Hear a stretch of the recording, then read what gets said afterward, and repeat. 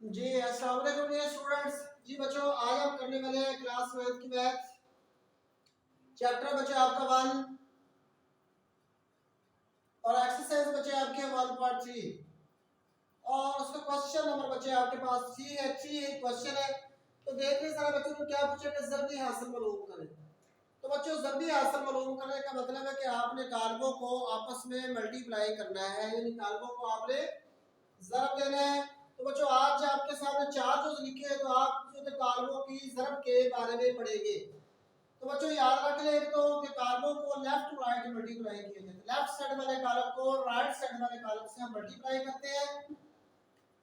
तो बच्चों इसका तरीका ये होता है कि लेफ्ट टू राइट जो लाइन होती है जिसको हम कहते हैं कतार या रो, और ये हमेशा कालम से मल्टीप्लाई होती है, यानी लेफ्ट साइड वाले कालम में मौजूद कतारों को आपने राइट साइड वाले कालम जो होते हैं कालम के कालमों से मल्टीप्लाई करना होता है।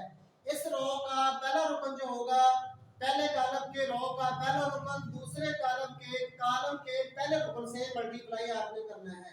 जी बच्चों आप देखते हैं तो ये आपका एक जो होगा ये बच्चे 4 से मल्टीप्लाई हो जाएगा, यानी ये वाला वाला आपके 4 से मल्टीप्लाई हो जाएगा। इसके बाद बच्चे आपने जमा के अलामत लगानी है और ये वाला 2 जो हो गया आपका 0 से मल्टीप्लाई हो जाएगा। आगे इस तरह आप कॉलम के अलामत लगाएंगे। 4 आपके 1 से मल्टीप्लाई तो बच्चे आपके पास आगे 4 और 2 जो है 0 से मल्टीप्लाई होगा तो आपका आ जाएगा 0, और 4 और 0 को जब हम जमा करेंगे तो बच्चे आपका आंसर आ जाएगा 4, और ये बच्चों आपका आंसर है। ये बच्चे दूसरे क्वेश्चन को देखिए, बिल्कुल पहले की तरह ही है।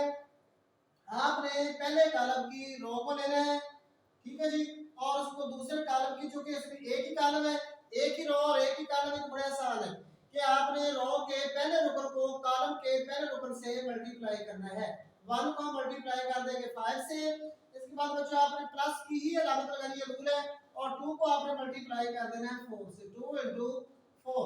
तो बच्चों ये देखिए एक ज़रब की अलामत आ गई है, एक आपके पास 4 के साथ माइनस की अलामत है, इसलिए आपने यहाँ पे छोटी ब्रैकेट लगानी है। अब 1 5 से मल्टीप्लाई हो जाएगा तो आपके पास उससे प्लस के 5 आ जाएंगे, और ये दो आपके माइनस के 4 से मल्टीप्लाई होगा तो बच्चों आपके पास आ जाएंगे माइनस के 8 या 8। अब माइनस वाली रकम आपके पास बड़ी है जो कि माइनस के 8 है। माइनस के 8 में से आपके जमा के बाद बच्चे निकल जाएगा तो आपके पास बन जाएगा माइनस के 3, और इसके बाद आपने कलम के अलामत लगा देनी है, और ये बच्चों आपका आंसर है। 2 नंबर का क्वेश्चन है, कम से कम आपने 2 से 3 स्टेप इसको हल करना है।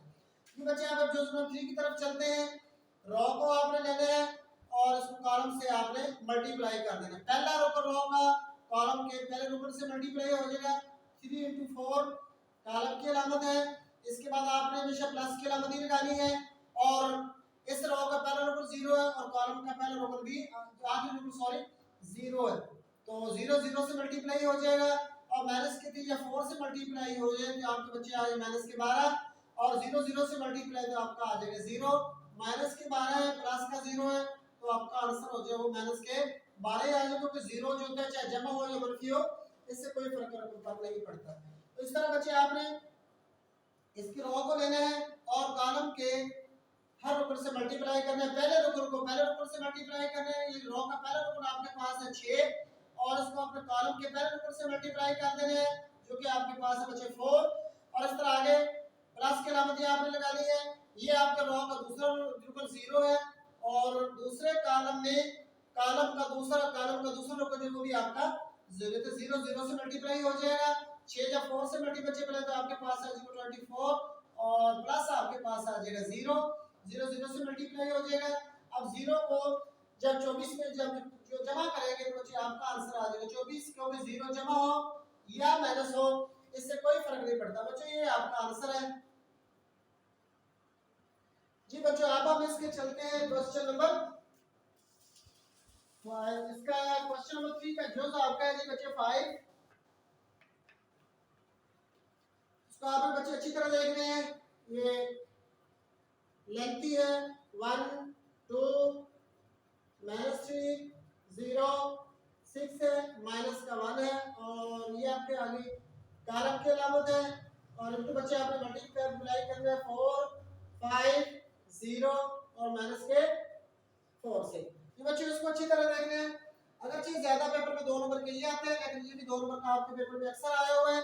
तो क्योंकि इसमें हमारे पास कालमों की तादाद भी बढ़ गई है और कतारों की तादाद भी बढ़ गई है, तो उसको आप अच्छी तरह देख लें। तो बच्चे रूल ये है कि पहले आपके जो पास कॉलम है इसकी पहली रो को आपने ले लेना है और कॉलम के हर रुकन से, यानी पहले इस रो के पहले रुकन को कॉलम के पहले रुकन से और रो के दूसरे रुकन को कॉलम के दूसरे रुकन से आपने मल्टीप्लाई कर देना। बराबर की अलामत लगानी है, ये आपका 1 4 से मल्टीप्लाई हो जाएगा। इसके बाद आपने प्लस की अलामत ही लगानी है और ये वाला 2 आपके हो जाएगा 0 से मल्टीप्लाई हो जाएगा 2 0। ठीक है बच्चे, पहली रो को पकड़ना है, पहले कॉलम से मल्टीप्लाई कर देना है। अब इसी रो को आपने कॉलम के दूसरे जो आपके अरकान है कॉलम के दूसरा कॉलम जो उससे आपने मल्टीप्लाई कर देना है। ये आपका 1 जो होगा ये मल्टीप्लाई हो जाएगा 5 से। इसके बाद आपने हमेशा दरमियान में प्लस की अलामत लगानी है और 2 आपके जो होगा वो 4 से मल्टीप्लाई 2 into माइनस के 4 और ब्रैकेट बच्चे आपने लाजमी लगानी है क्योंकि दो अलामतें, ये ज़रब की अलामत है माइनस की अलामत है, इसलिए ये आपको छोटी सी आपने ब्रैकेट लगानी है। अब बच्चे आपने इसकी दूसरी पहली रो अब आपकी पहले कॉलम से मल्टीप्लाई होगी, फिर दूसरे कॉलम से मल्टीप्लाई होगी।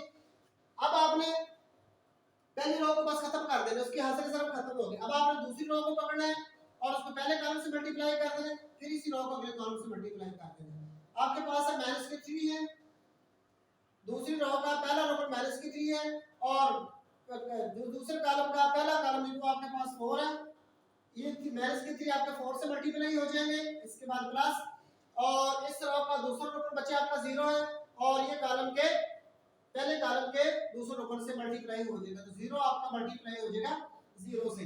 इसी तरह इसी रो को आपने लेना है और अगले कॉलम के दूसरे कॉलम से आपने मल्टीप्लाई कर देना है। पहले रो को पहले से मल्टीप्लाई करेंगे, आपके पास है पहला रो माइनस के 3 और इसको मल्टीप्लाई कर देंगे 5 से।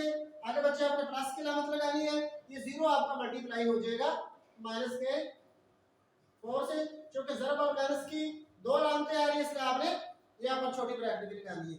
तो इस तरह बच्चे आपकी दूसरी रो भी हल होगी। अब आपने तीसरी रो को पकड़ना है, तीसरी रो को इस रो को पहले कॉलम से आपने मल्टीप्लाई कर ले। रो का पहला रो जो आपके पास 6 है और इस कॉलम का पहला रो बच्चे आपके पास है 4। ठीक है जी, 6 को 4 से मल्टीप्लाई करना है। इसके बाद आपने जमा की अलामत लगानी है और ये माइनस के इस रो का आखिरी ऊपर माइनस 0 है और पहले कॉलम का आखिरी ऊपर जो है वो आपके पास बचे हैं 0, तो माइनस का मान मल्टीप्लाई हो जाएगा 0 से। यहां पे चूंकि दो अलामतें आ रही हैं तो आपने छोटी ब्रैकेट भी लाजमी लगानी है। इसके बाद इसी कतार को आपने दूसरे कॉलम के दूसरे कॉलम से मल्टीप्लाई कर देना है, तो आपका 6 जो होगा ये मल्टीप्लाई हो जाएगा 5 से। इसके बाद बच्चे आपने जमा की अलामत लगानी है और माइनस का एक मल्टीप्लाई हो जाएगा माइनस के 4 से।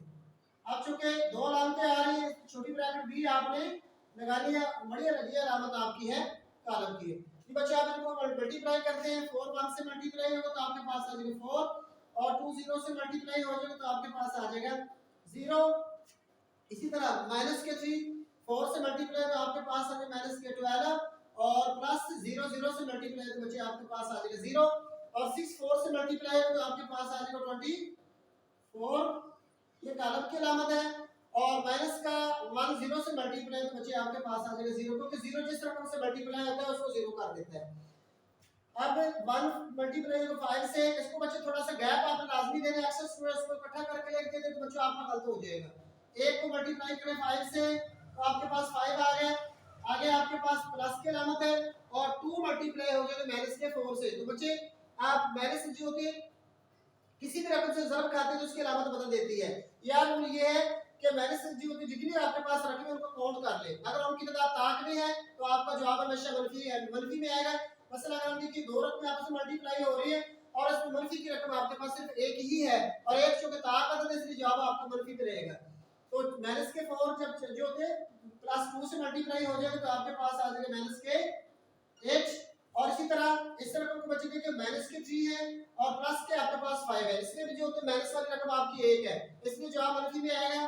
तो ये आपके पास है माइनस के 15 और 0 4 से मल्टीप्लाई होगा तो आपका आ जाएगा 0, चाहे जमा 0 लिख ले चाहे मनफी 0 लिख ले, ये कोई गलती नहीं है। अब 6 आपके 5 से मल्टीप्लाई होगा तो बच्चे आपके पास आ जाएगा 30 और अब देखिए अक्सर स्टूडेंट की गलती है, तो देखिए बच्चे माइनस का 1 है और माइनस के आपके पास 4 है, यानी माइनस में 1 के साथ में माइनस की अलामत लगी हुई है 4 के साथ भी माइनस की अलामत लगी, दो रकमें आपस में मल्टीप्लाई हो रही है। तो जब बच्चों ज़र्ब खाने वाली या मल्टीप्लाई होने वाली रकमों की तादाद जो जुफ्त हो और उनके साथ माइनस की अलामत लगा दी गई हो तो वो हमेशा प्लस में तब्दील हो जाती है। तो बच्चों आपके पास प्लस के 4 आ जाएंगे।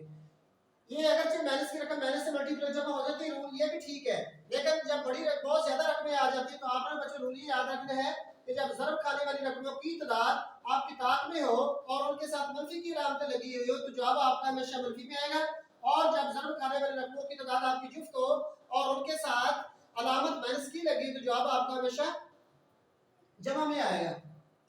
तो बच्चों 4 0 में मल्टीप्लाई आपका 4 आ गया, माइनस के 12 में 0 में जमा होंगे तो कोई 0 आ जाएगा, 24 है प्लस आपके पास 0 है, आपके 24 के 24 आ जाएंगे, और प्लस के 5 है माइनस के 8 है। तो बच्चे माइनस के 8 बड़ी रकम है तो ये आपके माइनस के 3 8 से स्टूडेंट्स को जमा करके निकाल, तो बच्चे ये जमा माइनस हो रही है, जमा के 5 है माइनस के 8 है, तो आपने देखा बड़ी रकम कौन सी है, बड़ी रकम माइनस वाली, इसलिए माइनस के 3 आ जाएगी, और माइनस के आपके पास बच्चे 15 है, 0 जमा माइनस में कोई फर्क नहीं पड़ता, ये आपके पास 30 है, 30 में 4 जमा हो जाएगा तो आपके पास आ जाएगा 34, और ये बच्चों आपका आंसर है जी। अस्सलाम वालेकुम रहमतुल्लाहि व बरकातहू।